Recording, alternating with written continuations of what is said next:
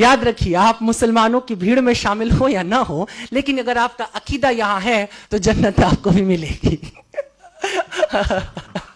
नहीं, वैसे तो कोई नहीं जानता है, मौलाना साहब भी नहीं बता सकते जन्नत किसे किसे मिलेगी, वो तय वही करेगा, वो जो रोजे महशर होगा।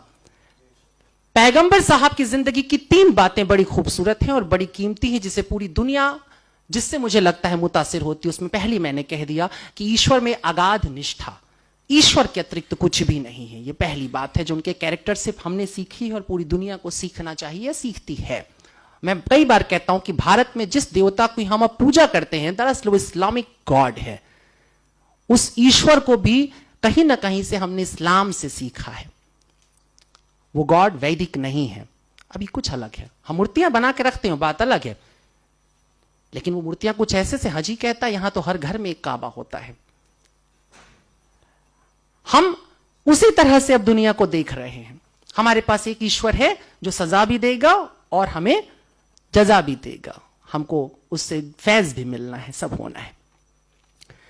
तो एक चीज है ईश्वर के प्रति 100% आस्था, और दूसरी बात जो उनसे सीखने जैसी है, मुझे लगता है कि अरब की उस जिस जगह की अभी आप चर्चा कर, बहुत अच्छी बात थी कि आपने सबसे पहले औरतों की दुर्दशा पे बात की थी।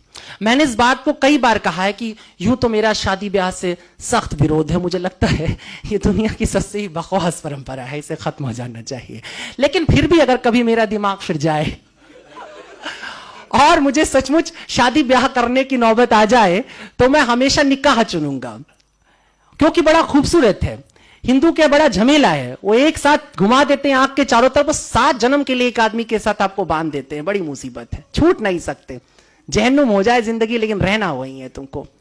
ईसाई लोग भी हाथ हाथ पकड़ कहते हैं टिल डेथ, मरने तक हम साथ साथ रहेंगे। देखो ये सुनने में बड़ा अच्छा लगता है, जीने में बड़ा मुश्किल है। कई बार एकदम से मन बदल जाता है। उदय जी एकदम चाव से सुन रहे हैं इस बात को। लेकिन ऐसा है, पर इस्लाम बड़ा क्लियर है, और उसके क्लियर होने की वजह थी, बहुत जरूरी था, क्योंकि औरतों की स्थिति बहुत खराब थी। तो सबसे पहले औरतों के हक में जो बात होती है वो हमको 1450 साल की रवायत के, आज के समय से मत सोचो, उस जमाने के मॉडर्निज्म पे जाओ, उस जमाने के मॉडर्न थॉट के ऊपर जाओ कि किस तरीके से पैगंबर साहब ने औरतों को उनका हक दिया और कहा कि नहीं, शादी होगी तो औरत तय करेगी। तय करेगी माने वो कबूल है बोलेगी तो कबूल, नहीं बोलेगी तो नहीं। और अगर कबूल है, वो कहती है, तो ये भी वो तय करेगी कि ये कितनी इंश्योर्ड होने वाली है शादी। वो मेहर की जो रकम, अभी तो सुनते कई जगहों पे 750 रुपए में निपट जाता है, और वो भी पहले ही दिन माफ करा लिया जाता है।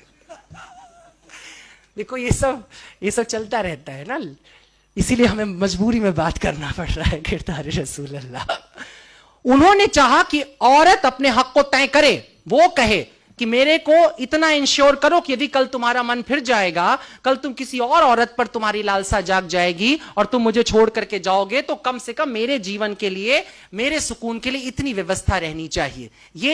ये नियम आता है, और ये बहुत बड़ी बात थी। आज जिसकी हम बात करते हैं, शादी ब्याह में कोर्ट जैसे बातें करता है कि नहीं भाई औरत को उसका हिस्सेदारी दे दो, ये कर दो, वो कर, ये 1450 साल पहले सोचा जा रहा है। उस जगह जहां पे बेटी को पैदा होते ही जमीन में दफन कर दिया जा रहा है, जहां दामाद बनाना वो एक तरह से गाली की तरह हो जाता था। ये हालत जहां पर थी, जहां तमाम खूबसूरत लड़कियां लौंडियों की तरह रख ली जाती थी, उठा ली जाती थी एक जगह, और वहां पर यह नियम आता है। बर्नार्ड शॉ की आपने बात की, बर्नार्ड शॉ ने 2 लाइनें कही थी, एक लाइन आपने कहा था, मैं दूसरी लाइन के साथ बोलूंगा। उन्होंने कहा था कि इस्लाम दुनिया का सबसे खूबसूरत मजहब है और मुसलमान बदतरीन, सबसे बुरे लोग हैं। ये सुनने में कितना भी खराब लगे, लेकिन ये मजबूरी होती है।